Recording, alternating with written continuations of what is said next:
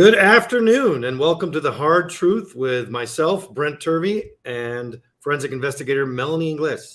I'm coming to you live again from Aguascalientes, Mexico, where I have an office, and Melanie is in Ontario, Canada. There's an entire world between us. Good afternoon, Melanie. Good afternoon. How are you doing? Fantastic. How are you? Yeah, let's lie. Everything's great. Everything's great. Let's forget all the things that we've been talking about for the last 3 days and all the problems that exist in the world globally and personally, and just tell the people everything's fine. Everything's fine. Fine. All right. So today we're going to talk about police science, and I had planned on a more comprehensive review of police science and what the concept is and why it's useful, where it came from, how it's changed, and the concepts that are related to it. That's what I planned.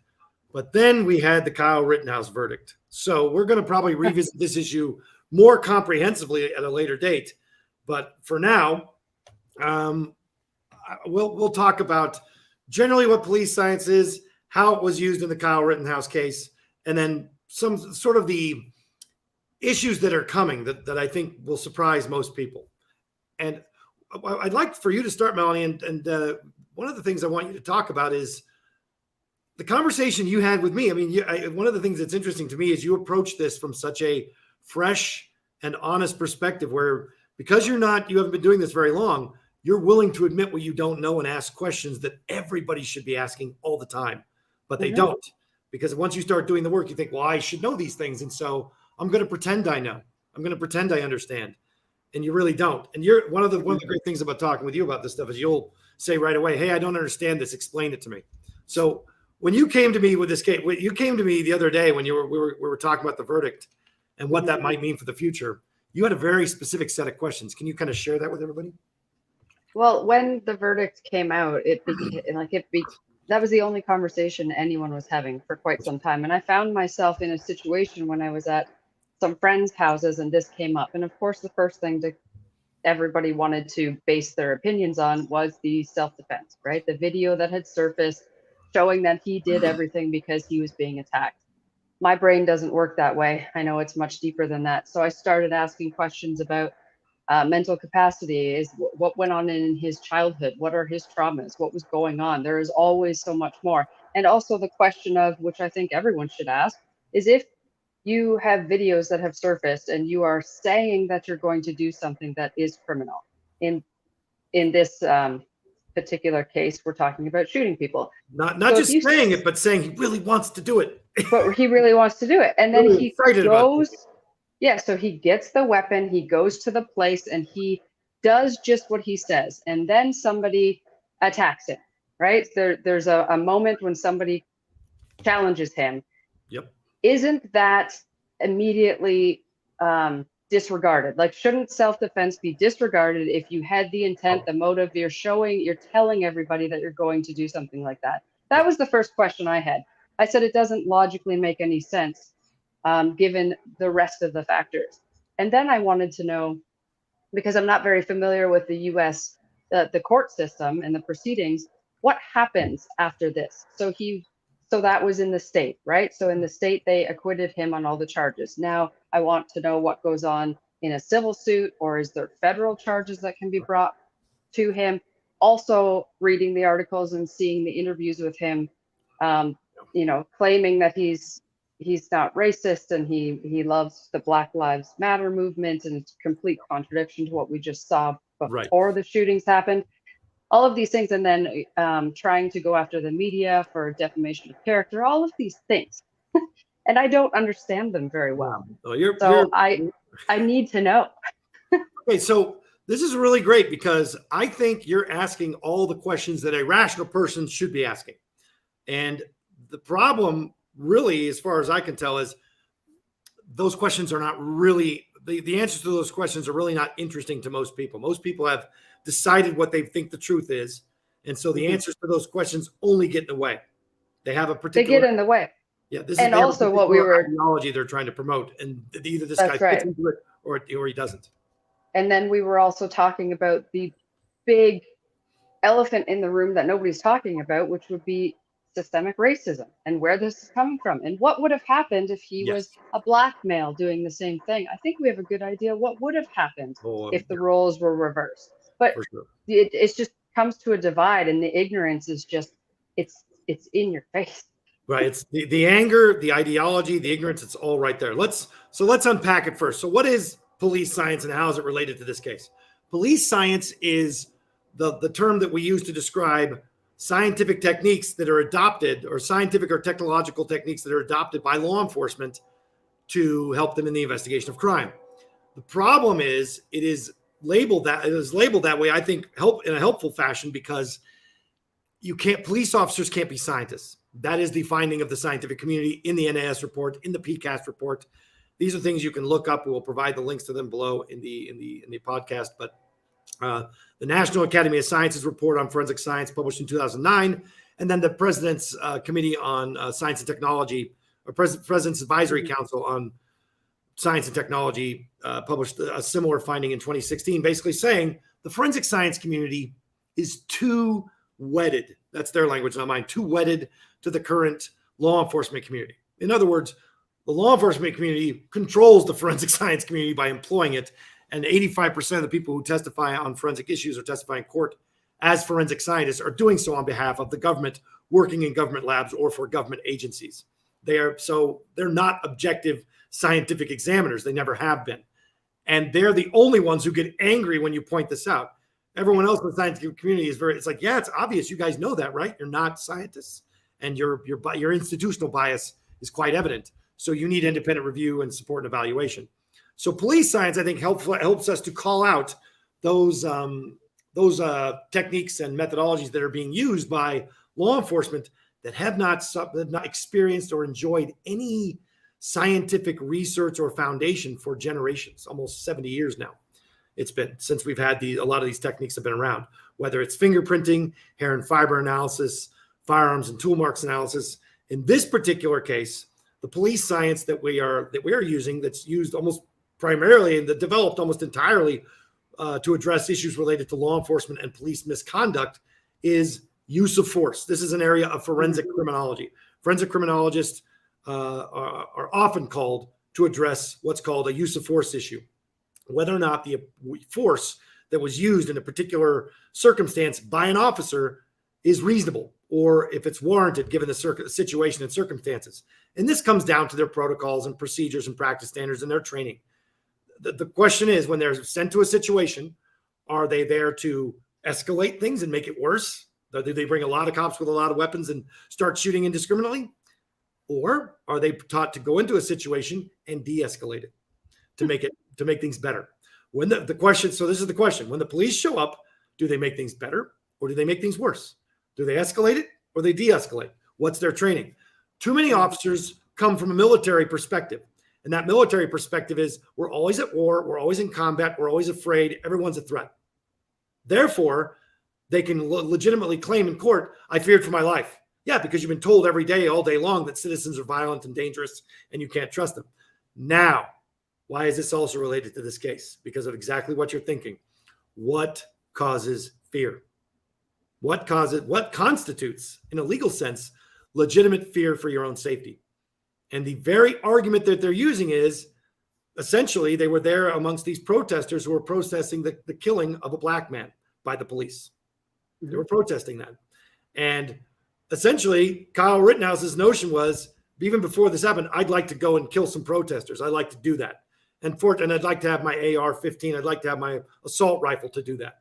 Why? So he can kill as many as possible.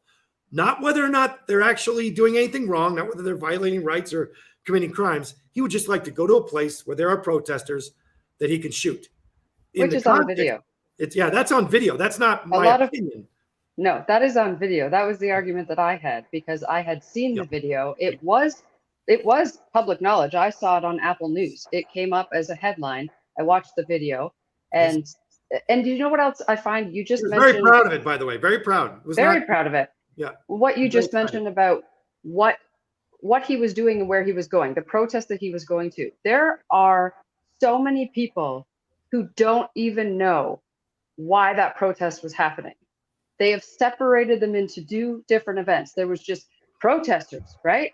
And he Well, wanted that's to. not what the judge said. We can talk about that. We need to talk about this a little bit, because the question is, we have this video of him making all these admissions and making all these plans and being very public about it. Why didn't that weigh in? Well, Right. this is how police science and police sort of the law enforcement community works, in collusion with district attorneys, in collusion with the courts. Typically, when you have somebody who is using force in the community on behalf of law enforcement or in that capacity, they will be measured by the metric of whether or not they were afraid, whether or not they used the right level of force, what have you. But the judge has the ability to shape the narrative of the case by determining what evidence is admissible. And the judge made two very big decisions, which essentially assured Rittenhouse's acquittal. To anyone who actually participates in criminal trials, I was just in a trial yesterday for 8 hours testifying. This is what I do for a living. And I can tell you right now, anybody who's watching a trial like that and they see a judge make these two rulings, they know what the outcome almost has to be. They know what the judge's disposition is. The judge ruled that videos where he's announcing his plans to the world, where Rittenhouse is announcing his plans to the world, those videos could not be entered into evidence. That's the first ruling. Because if this kid were black, if this kid had a criminal record, if this kid had any sort of trait or characteristic that the judge did not like, if he was not a white, young, fresh-faced little boy, all this stuff would have come in. It comes in all the time. But it didn't come in because the judge decided he wanted to protect Rittenhouse from it. Why? I have no idea, because it's absolutely relevant to planning and to motive.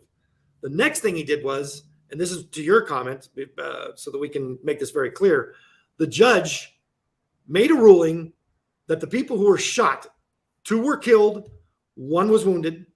The people that were shot by Kyle Rittenhouse could not be referred to as victims, because he said that called for a legal conclusion. Here's the problem with that. They were actually shot by him. No one's disputing that they were shot by him. No one's disputing that they were actually killed, that the deaths were homicides. No one's disputing. They were victims of homicide. Whether or not it was a lawful homicide is the question to be determined, not whether or not they're victims of a homicide. The medical examiner already determined that. They are victims of homicide. Whether or not it's murder, an unlawful killing, that's the question. All right. So that's the first thing. The second part of that is he went even further and said, the judge said you can refer to the people who were killed as rioters and looters, which is a legal conclusion. The very legal conclusion is protecting Kyle Rittenhouse from. So in this case, the victims are not being afforded the same rights as the accused. Now, I don't believe that Kyle Rittenhouse's rights should be violated at all. They should be protected. And so should the rights of the victims. So so when you say you have to refer constantly to these people who are shot, not as victims, but as rioters and looters, you're essentially telling the jury, hey, we're acknowledging these guys were committing crimes. There's no evidence of that. These kids were not put on trial. These people were not put on trial. There's no legal ruling that says these kids were criminals or even engaging in criminal activity. What I would like to do, I'd like to do an exercise, Melanie, and you try this. This is really the most important part. It's about perspective taking. Let's do some perspective taking. I invite everyone else to do it as well.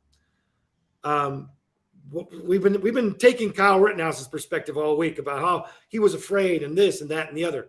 Yeah, he was afraid. Okay, so he was the guy in the crowd with the machine gun. And all the people in the crowd saw was a guy with a machine gun shooting people. So what is the response of the crowd? If the victims had lived and they were testifying, I guarantee we'd be getting a very different story. Yeah, I feared for my life. There was a guy with a machine gun coming at me. So yeah, I tried to stop him because he was shooting into the crowd. Take it from the perspective on the end of the people who are there protesting and seeing a guy with a machine gun coming at him. If this were the Harvest Festival in Nevada, it would be very clear, right? If this were the Garlic Festival in California on the coast, where the shooting happened of all the immigrants from Latin America, and by the white people, it would be very clear. This is a mass shooting. There's no question it's a mass shooting because it's 2 or more, right? And it would have been more if he'd been better aim and had actually had some skill with his actual firearm. He didn't. He's just a child holding a gun, not understanding what it is he's doing other than perpetuating hate. And I'll be very clear about this. That's the perspective we need to be taking. The fact is, the victims are dead, and the living one made it very clear. They see a guy coming at them with a machine gun. That's the perspective that's being lost. And instead, people are deciding whether or not Kyle Rittenhouse's behavior was legal, not based on self-defense, but on ideology, on their belief in whether or not the protesters should have been protesting.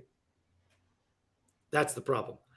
Well, let's unpack it just a little further, and I want you to comment on this. The issue is that he feared for his life, right? Now, when a law enforcement officer is being asked for this metric, they tell, oh, we're trained this and we're trained that. We could be killed at any moment. Any interaction with the public can go bad. But the real issue is white people are more afraid of black people. White people are very afraid of black people. They're just afraid. And the reason why is what James Baldwin said. James Baldwin said that white men walk around, or white people walk around with this fear of black people because they don't know what they're thinking. Why? Because they carry the knowledge and the memory of the racial injustice and the suffering and the slavery with them wherever they go. They know that that's how black people were treated.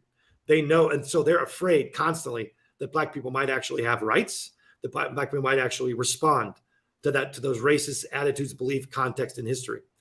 There's that guilt that white people have translates into fear, and that's where they're guilt and a sense of shame too.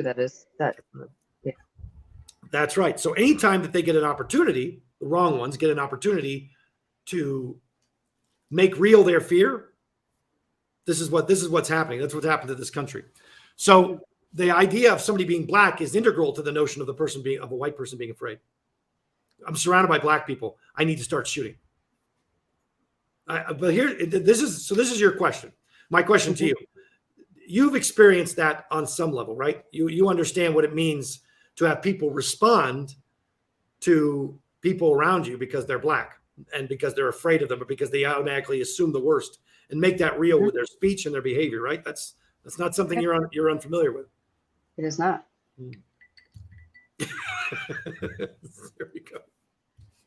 You're so polite. Was that your question? You're not unfamiliar with this. So what I'm saying is, this is you're white, I'm white, but you have children that are mixed race, and you've been in relationships with people from different races, and it is absolutely a real thing that white people respond differently to black people or people of color or mixed race than they do of other white people. They're just naturally afraid and more aggressive towards them.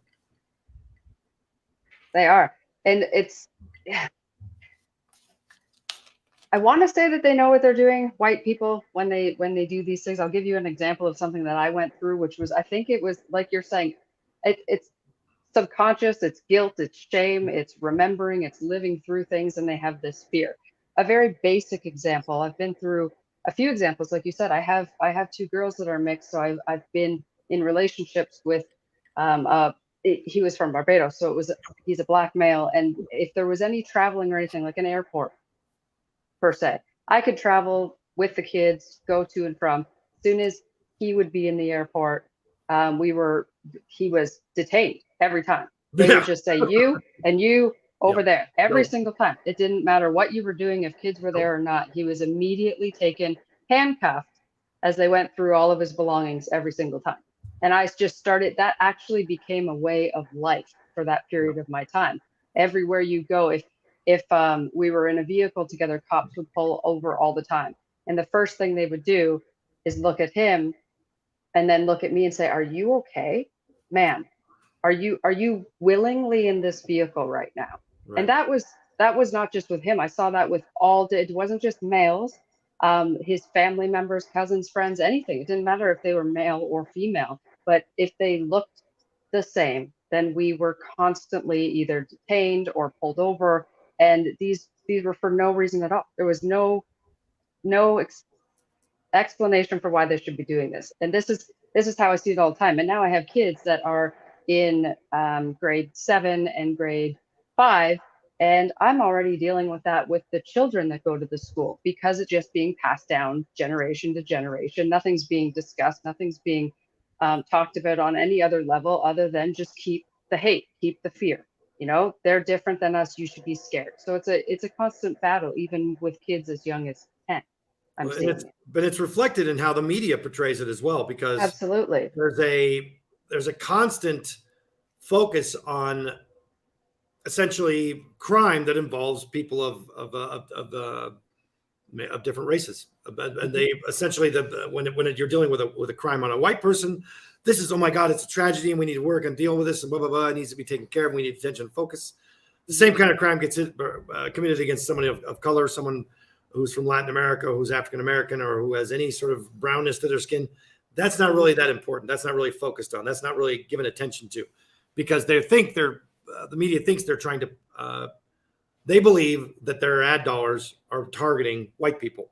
That's who they believe their audience mostly are.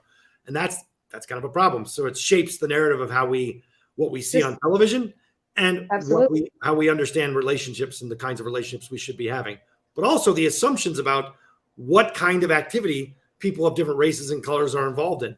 I was in court yesterday and the prosecutor kept saying things that were mildly racist, essentially attacking anybody who had a foreign name. He didn't like it. Anyone who had he was trying to suggest that there was far more corruption in other countries. The U.S. law enforcement was much better, and any experience I had in other countries was not relevant because the quality of the people there was not as good. It was very ugly. And this is a uniquely American sentiment.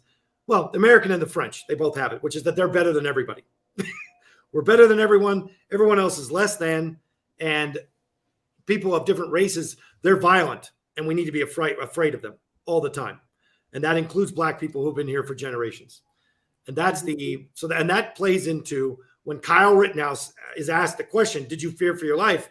He's going to say yes, because he's there to attack protesters who are pro Black Lives Matter. That's what he's doing. He's not there to attack aggressors or people committing crimes.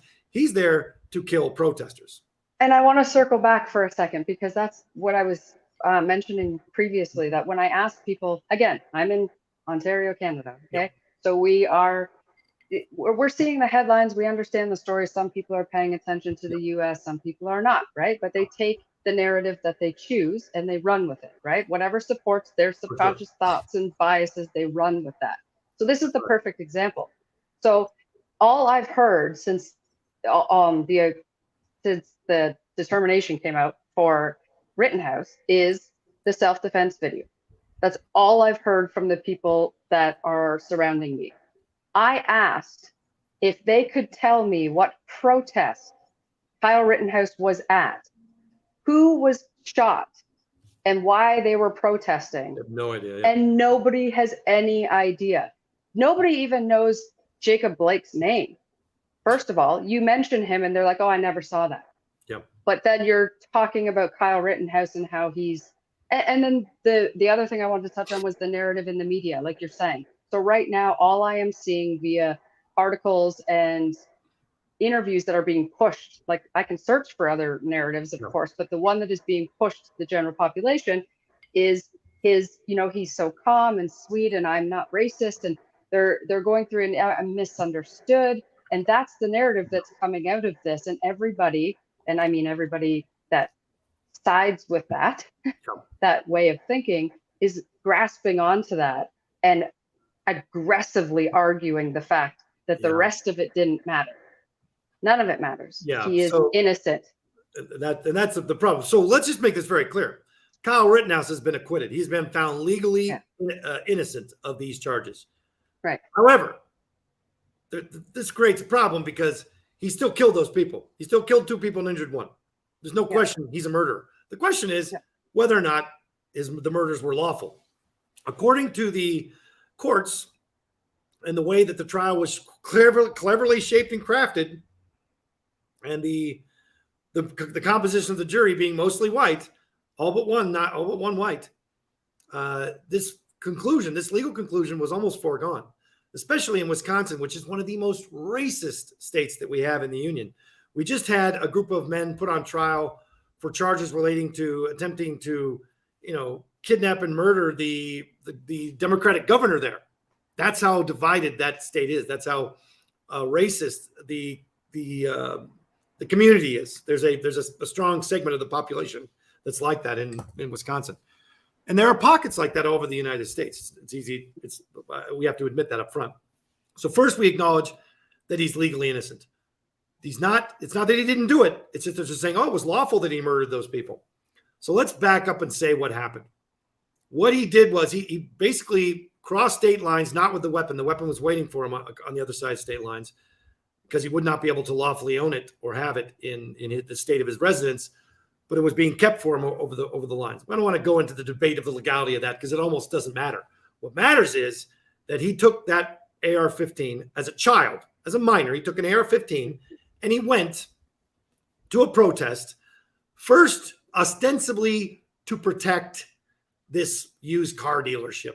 You know, that was the first thing he was going to do. But guess what happened when he was there? Nothing. He got bored. This happens in combat too. I've worked at several cases, well, 2 cases now, where combat veterans have actually gone into the field, like in Afghanistan or whatever. They go in with their unit because they're bored and they want to shoot somebody before they go home. And this is a thing. They want to go hunting and kill some ragheads before they go home. That's their words, not mine.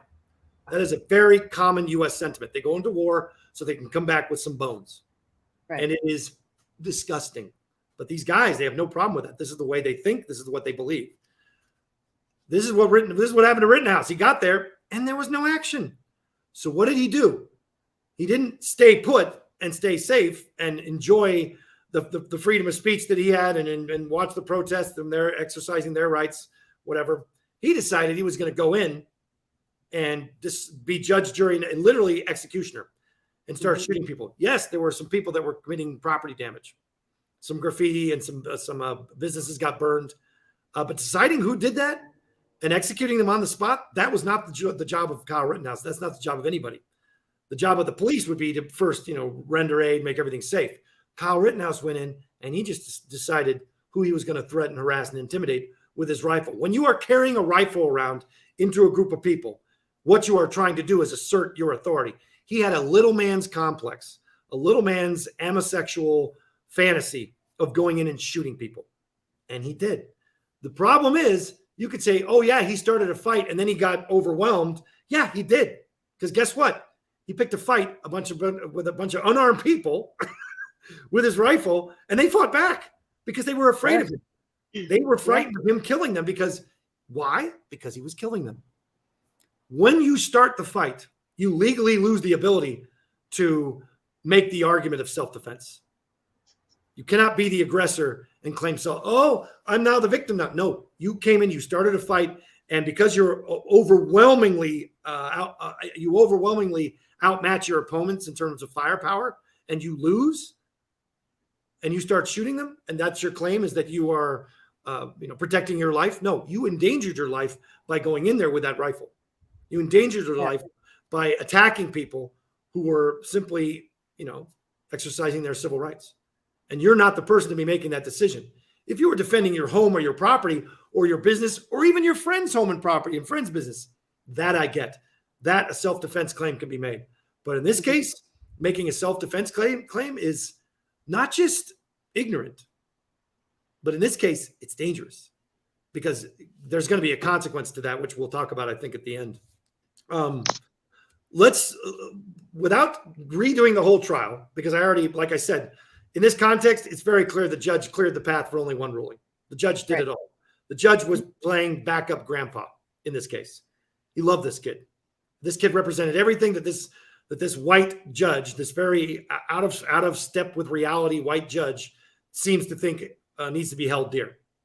Right. And by the way, the entire defense of Mr. Rittenhouse was funded by the extreme Christian right. They are behind this kid 100% because they're always looking for the next poster boy to represent them well.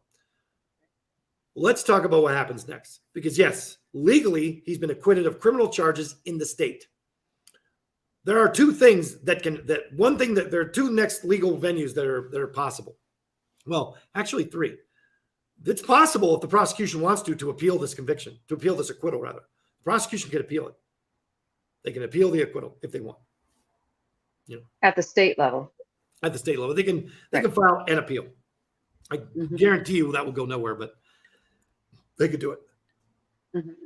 So there's two next legal actions, federal court and civil court. So the first thing is civil court's going to happen. Just like in the O.J. Simpson trial when he was acquitted of the murdering of Ron Goldman and Nicole Brown Simpson, when he was acquitted of that, he was then sued for wrongful death, all right, in civil court, and he lost. So he is convicted of murder in civil court. There's no way of getting around that. And he owed huge millions of dollars to the family, still does, as far as I know. He later went to jail on unrelated theft charges, but he actually got convicted in a civil trial of being responsible for the damages relating to wrongfully killing them. So even though he was acquitted of doing it, he was found civilly liable for their deaths. Which a lot of people also still don't understand. They still don't understand. It can still happen. And by the way, it's going to happen. They're going to take this to civil court. The judges there, the people don't understand this, but judges in criminal court are much less, how do I put this? They're much more free and fast and loose with the law and much more cozy with law enforcement than they are in the civil court. In the civil court, they have very strict rules. They don't put up with a lot of nonsense. The judges there read. The judges there know how to write. I guarantee you this other judge, man, he is not a reader. He's not a writer. He's just a fast-talking old country boy who wants everybody to think he's their grandpa. No, that's a racist, top to bottom, no question as far as I can tell. He was there protecting Kyle Rittenhouse from consequences. That's what he saw his job as being. And what I'm trying to say is this is actually along the line. They were presenting them as though he was somehow affiliated with law enforcement, that he was subsuming the mission of law enforcement as almost like a law enforcement volunteer to maintain the rights and of liberty and property of the business owners in the community, as though that's what matters. That's the issue. So when they see Kyle Rittenhouse, they see someone who is either, because he wants to be in law enforcement, he's like this kid who wants to go into law enforcement at the time. They see the future of them. They see the future of the police community. They see the future of the law enforcement community. So, of course, they want to protect it. And they see these kinds of issues coming up in law enforcement trials all the time. So, in this case, they are not aligned with the prosecution. They're aligned with law enforcement culture, which is represented by Kyle Rittenhouse. Yeah, and that's the first thing I said, is that he looks like the perfect cop. Mm-hmm. Of course, they're going to want to keep his name pretty clean, because when he's hired, everyone's going to be like, wait a second, didn't he kill people? No. He's a good guy. By the way, there are lots of cops who are actually on the force who have been found civilly liable for murdering people. That's not a rare thing. And lots of cops on the force who have domestic violence convictions, drug convictions, all kinds of stuff. Law enforcement's littered with people with that kind of background. It's not unheard of in law enforcement at all. What do they say in Atlanta? 1/3 of the graduates of the police academy have criminal records, and in St. Louis, it's something like 15%, 10 or 15% have criminal records. It's not an unheard of thing. But even when they're on the police and they have something happen, they get moved somewhere else. They get moved to another area where they can't hold a gun, but they're still in law enforcement. So that's the first thing that's going to happen. The families of these victims, of all three, they're going to come forward and they're going to sue. Right? They're going to sue in civil court Kyle Rittenhouse. So but this is great because the religious right loves this stuff, because they can fundraise on Kyle Rittenhouse and ask for more money, because they're the ones defending him. They're the ones paying for his defense. The second thing is that there can be federal charges brought now. In many cases where a police officer or a public employee is protected by by a shitty local prosecution effort, the prosecution is so terrible that it guarantees only one outcome, which is acquittal. When this happens and they ditch the case on purpose, the feds often step in to make criminal charges on a federal level against the officers or the state employees for the same crimes or related crimes. So in this case, it would be civil rights violations, and the civil right violation would be, having killed them, taking all their rights by killing them without due process, and also that he was racially motivated, which he very clearly announces that he is beforehand, and in all of his videos and the things he wants to do, and his affiliations and associations, and the affiliations and associations of his parents. And in a civil trial, all of that comes in. You don't get to keep any of that out. It's all coming in. So let me ask you this. Yeah, go ahead. So I'm going to call it a show, because that's how I look at it. The show that they are, having him put on right now with his interviews and the narrative of what he's saying. Oh, and by the way, he was paid for the interview he did with Tucker Carlson. He did an interview with Tucker Carlson. He was paid. That's the one I sent. Yeah, that's the one I sent to you. Yeah. That was the one I was referring to, that I had watched. And it was difficult to watch, because you're just watching this pawn sitting there trying to clean this image.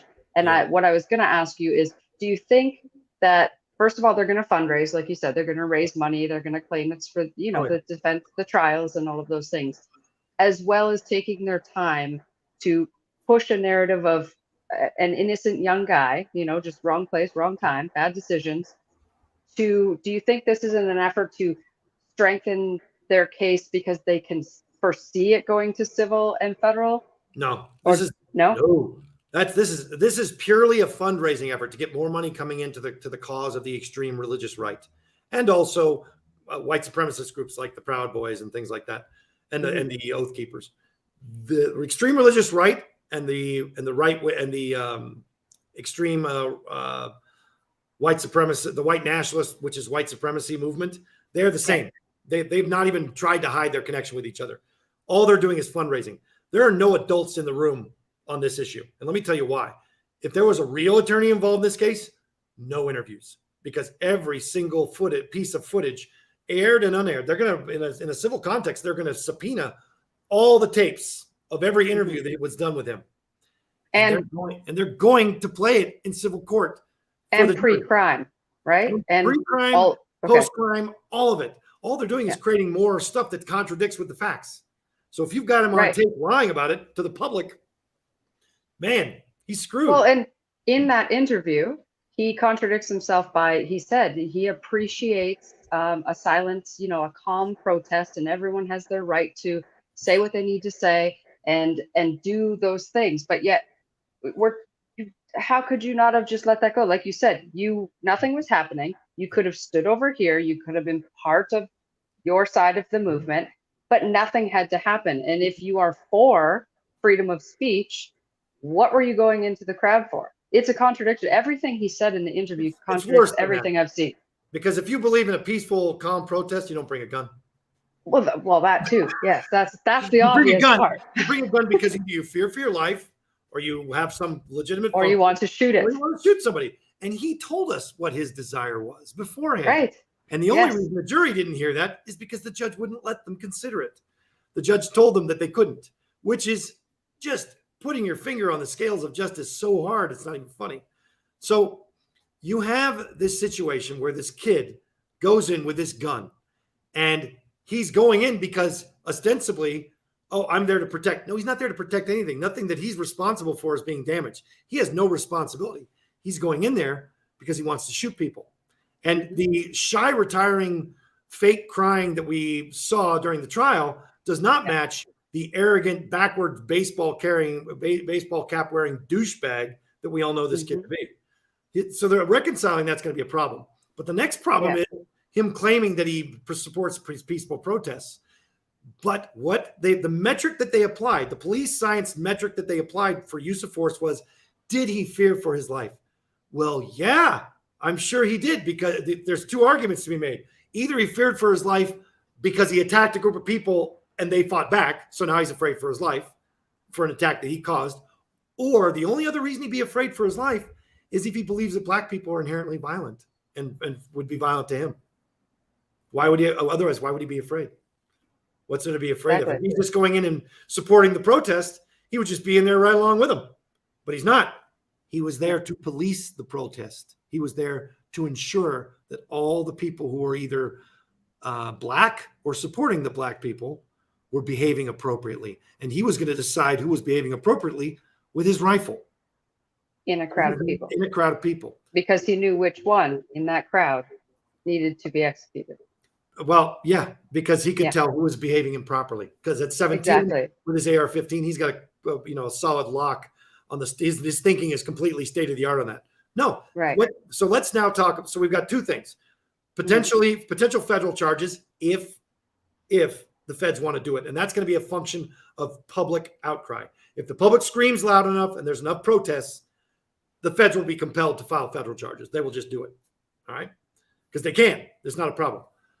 But what's going to happen for sure are civil lawsuits. What's very interesting is Kyle Rittenhouse has filed civil lawsuits against the media outlets that portrayed him negatively for defamation. No, he's a murderer. Well, he's a killer. He committed multiple counts of homicide, and he injured somebody. This guy was an active shooter. There's no getting around that. There's no, what I love about that is when people who are stupid file lawsuits, they always like to, I'm going to sue and I'm going to do it. Oh yeah, you're going to sue. That's great. Guess what? Now guess what happens? We get to discover everything. We get all your phone records. We get all of your text messages. We get all your social media history. We get to depose you, and we get to talk about whatever we want, and you have to answer. and we get to depose all your friends and all your family members, all your girlfriends, all your ex-girlfriends, all your text messages with them. Your entire life is now going to be revealed in depositions. That's why most people who are smart do not get involved in civil lawsuits if they can avoid it, only as a last step, because that means you're going to be scrutinized. Civil lawsuits require depositions, and in those depositions, your whole life gets evaluated. And he's not ready for that. This is a move by the right to, again, increase fundraising, and it's Kyle Rittenhouse who's going to pay the price for it. And he's going to have earned it because he already went on TV and lied and said, oh, I'm a Black Lives Matter supporter. You don't even know what that means. Stop talking. It's ridiculous when you say it. But his issue is, they're using him. So he says things like that. And now the people who are truly racist and their whole belief in him was based on their racist ideology, they're dumping him, saying, well, I'm no longer a Rittenhouse fan. Why? Right. Because you thought it was okay for him to kill Black Lives Matter protesters. And when he said that's not what he was doing, you could no longer fundraise on that. You could no longer promote that because your whole ideology is about killing Black people who you think are out of line. That's the narrative that I'm seeing. So there's some definite things that are going to happen. There's going to be a lot more discovery. I hope these civil lawsuits go forward. I can't wait to see the discovery that we're going to find, the evidence that's going to be revealed that was suppressed at the trial. We're going to find all manner of misconduct. We're going to find all manner of suppressed evidence. The videos that came out, there's going to be a lot more. There's going to be imagery. There's going to be text messages. I just want to thank Kyle Rittenhouse for being this stupid to file these kinds of lawsuits. I want to thank him for that because that opens him up to the kind of scrutiny that he might not have had. But I'm also grateful that the families are doing it too, because they're going to allow for for the public to actually know what happened in this case, to actually know what evidence exists and what evidence was not examined by the jury. And that'll be thanks only to the civil process. So I think that's one of the things I love about this country. I love about the United States is the civil courts really give you the opportunity, if you're smart and if you're capable, to mount a real expedition of sunshine on falsity, fraud, and misconduct. I think that's very important. Respond to that for me, if you would. What are you thinking as Well, what I was going to say is this case is the perfect example of the things we've been talking about with the work that we're doing from the human rights perspective as well. Yes. This is loud and clear. Everybody's worried about what the guy did, right? What did he do? What gun was he carrying? Who did he shoot? Did he kill people? And I bet you nobody knows one of those victims' names. Nobody knows who they were, where they came from, if they had family, how old they were. It's very limited. I'm sure you can find it, but I'm saying it's limited. Nobody is even bothering to do anything for the families of the people that are now gone. All everyone is consumed with is Rittenhouse. Because here's the thing. Black people are afraid they're going to get shot by guys like Rittenhouse. Yeah. And white people, too many of them want to be like him. They have a gun. Too many Americans have this gunslinger fantasy that they walk around with all the time. Like they really want to believe that America should be this place where everyone's wearing guns on their hips or AR-15s, and that'll make things safer. A child, an infant, a mental and moral infant like Kyle Rittenhouse does not make the world safer with his AR-15. It makes it less safe, makes our children less safe, makes our streets less safe. He brought more violence. I'm not aware that the protesters killed anyone that night. I'm not aware that they shot or killed anyone.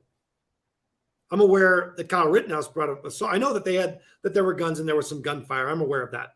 And I'm aware that a fire was started on a business. I'm aware of that. And those things are illegal and unlawful and should be handled by the police. Right. With criminal investigations and due process. I do not believe you unleash a bunch of white guys into the crowd with AR-15s so that they can shoot people indiscriminately as they see fit.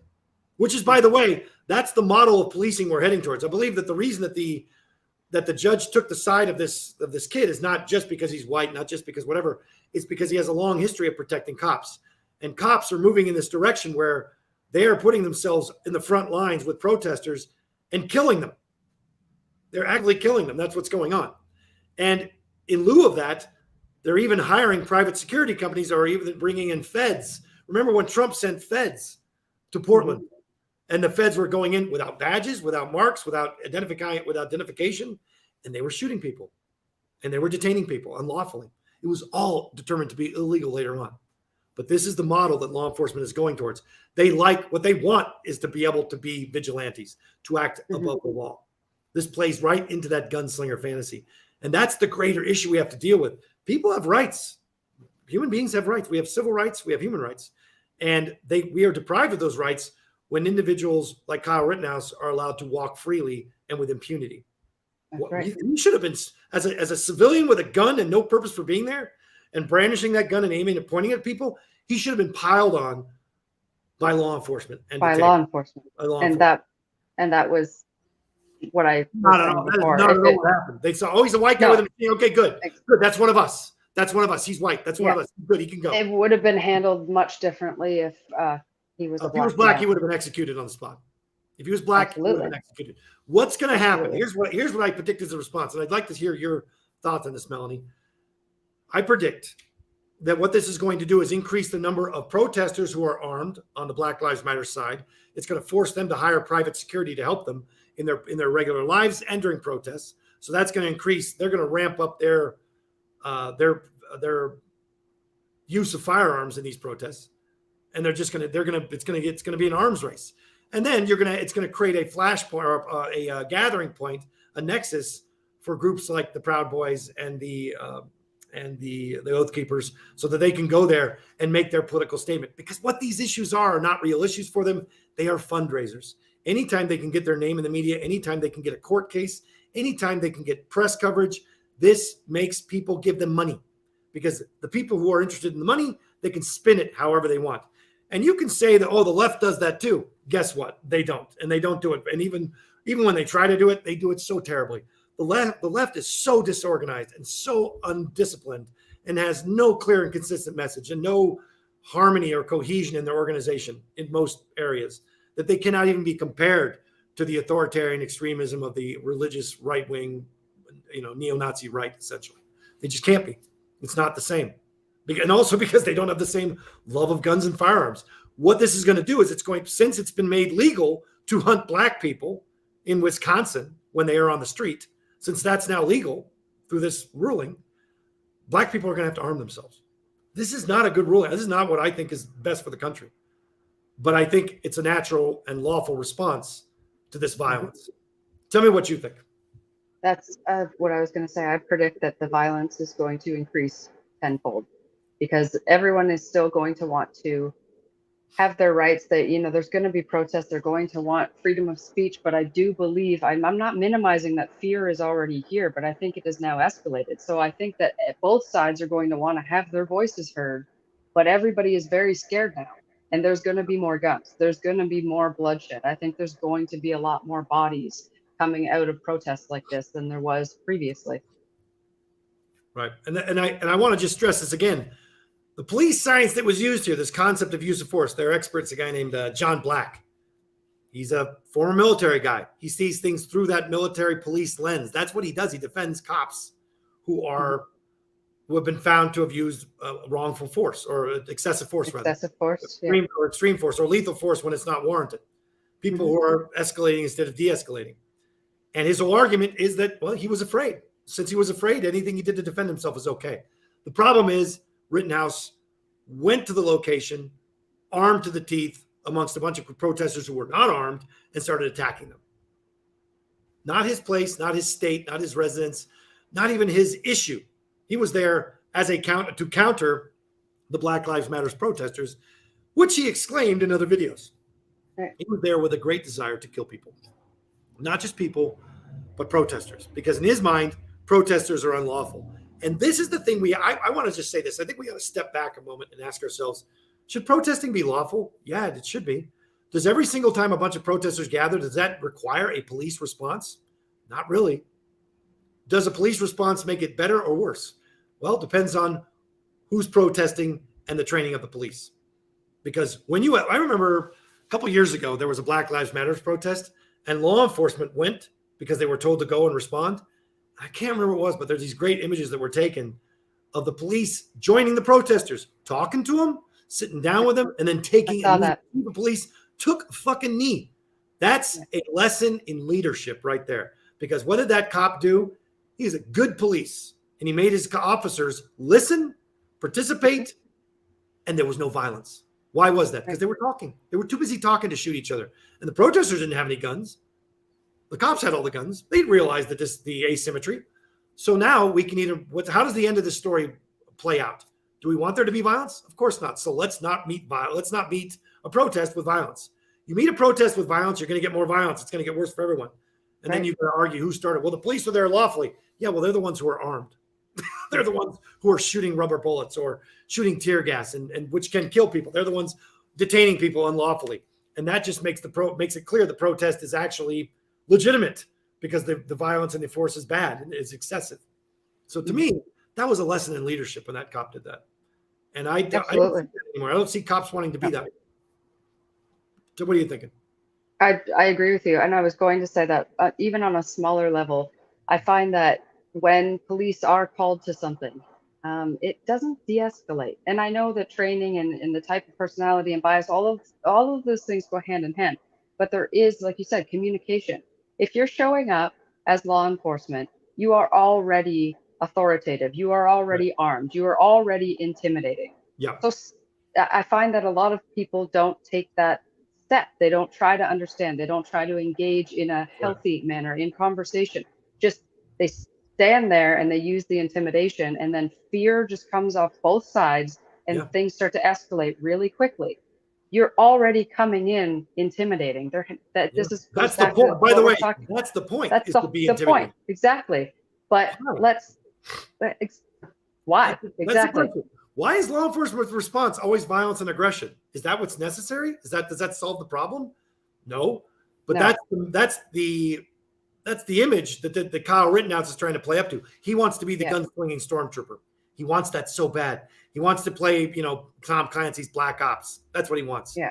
He's got the backwards baseball hat to prove it. He's a douche. We get it. Yeah. He wants to kill people. And he wants to live a video game for real. I get it. But it's completely psychopathic and criminal. There's a complete disconnect in reality there. Yeah. And perspective is a thing here too. Like on both sides, no matter what the situation is, the protest, whatever the situation is, that law enforcement are coming to meet with general population who are either protesting or it's a group of whatever the case may be. Cops are called on site. They're already intimidating. So we have to also understand, and again, this is maybe something we start to teach in law enforcement training, is that somebody may be triggered by that, right? We have somebody who may have been treated poorly by authoritative figures their entire life. So they're going to we call that the black community. We call that the black community in the United States. I know, but I'm referencing rounded up and put in spaces or redlined into economic zones, and then violently criminalized. You can criminalize a population of black people just by over patrolling them, and of course, there's a response to that. I understand that, and I am not minimizing that. Yeah, no.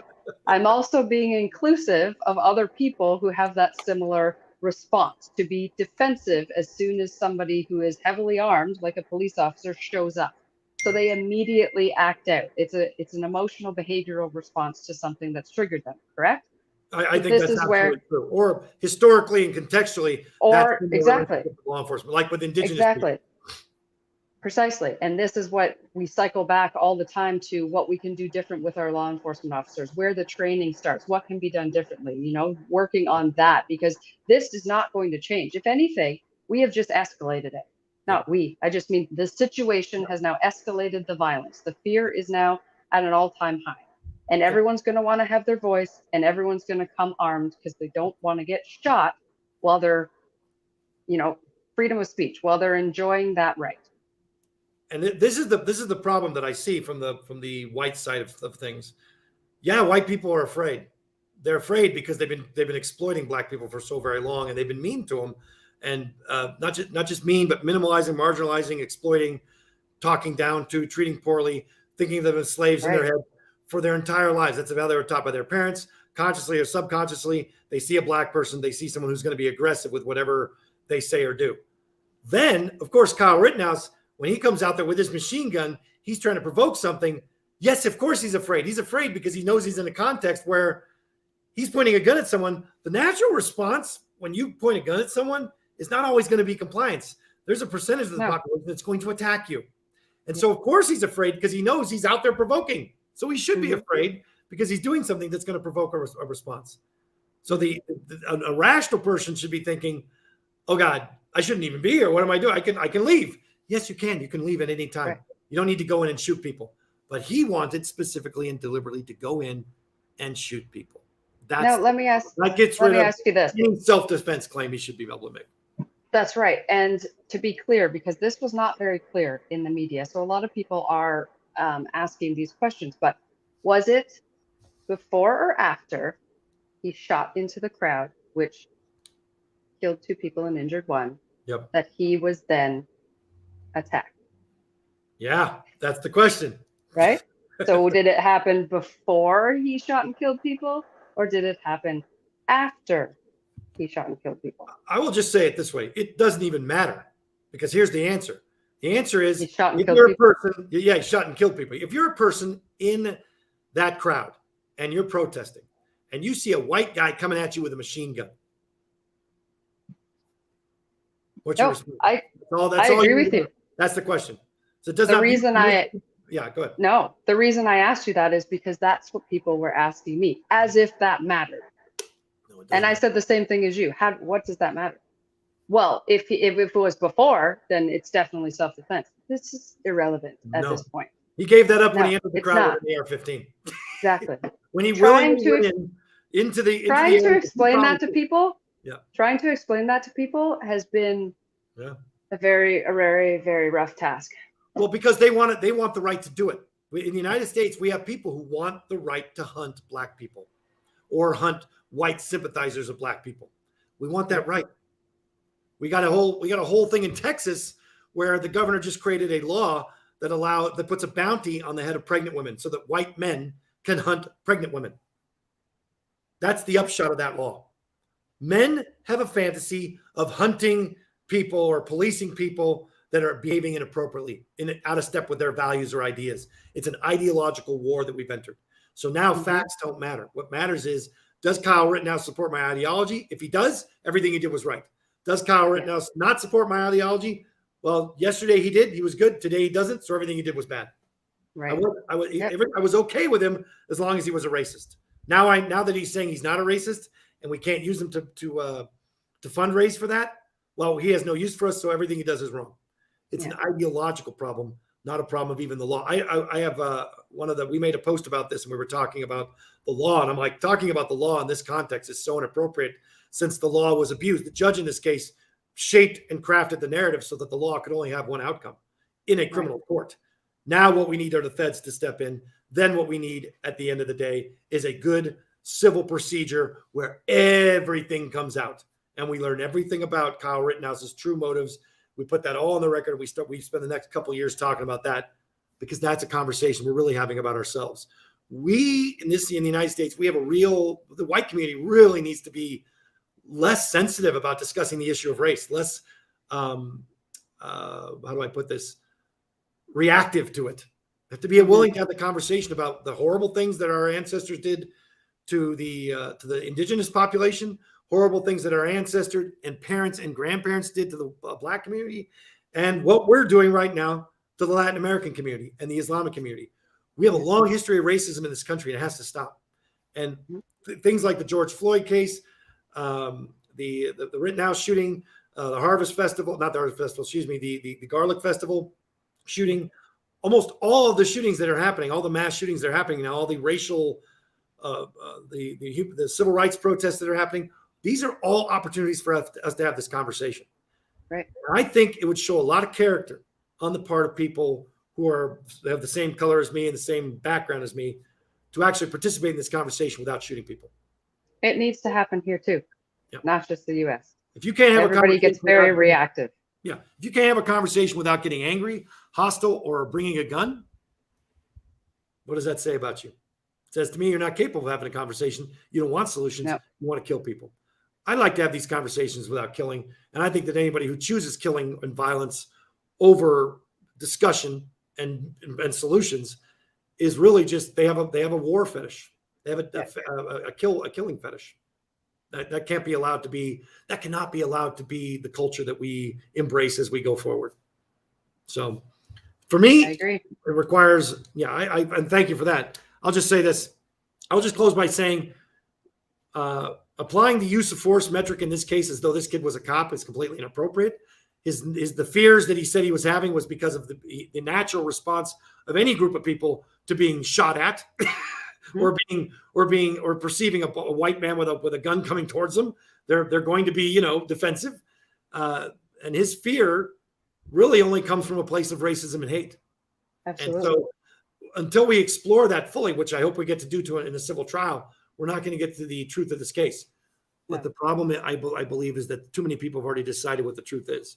They've decided that this kid is completely justified in doing what he did because they believe black people should be protesting more civilly. They should be more polite in their protests. That's not how protesting works. It's civil disobedience. It's called civil disobedience for a reason. It's not polite. It's not meant to be. Yep. Your closing thoughts before we go for the week. You just said my closing thought. I did not. I said, Basically, I'm a white man. I'm a white man. I said it from a white man's perspective, hoping that other white people will listen because it's an important conversation to have. As I said, I agree with what you're saying. The conversation needs to be had, and anyone who's getting defensive when this conversation comes up, that's a time to reflect. Even though, looking in the mirror is very difficult, and it's very hard for some people, most people. You have to come to terms with how this kind of exploitation benefits you and your ideology. Exactly. Knowing why you're getting upset about it is key here. You should be able to have a conversation without violence or guns or anything like that. We should be able to talk about this. But if you enter a situation like this with guns, you're you're intentionally provoking because you want to shoot. 100%.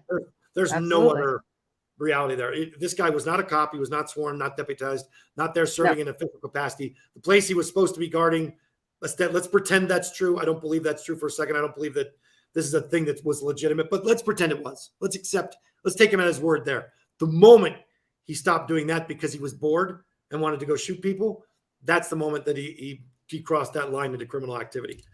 But our justice system is built such that it protects white people, white boys like this. There was a case recently.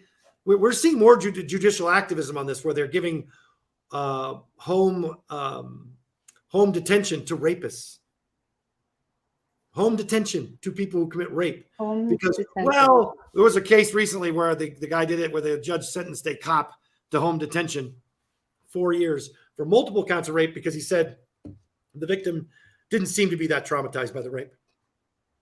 Yeah, the rape occurred, but the victim didn't seem too traumatized. Why would a judge say something that stupid and that misogynistic? Because he's trying to protect a white person, a white cop that he likes. White cop. We're trying to protect what we like and what we believe instead of protecting due process and justice and the rule of law. And that's a whole nother podcast. I have lots of information on that one. I know you do. All right, let's end it there. We're going to revisit the issue of police science more in the future, but this is just one area where police science is used inappropriately to create a notion of justification that is a metric that would be applied to law enforcement being used with a 17-year-old kid who has no duty, no role, no place going into a crowd shooting people indiscriminately. That's not how it works. All right. Thank you so much for joining us. If you want to listen to this or other podcasts, you can join us on Spotify. This has been The Hard Truth.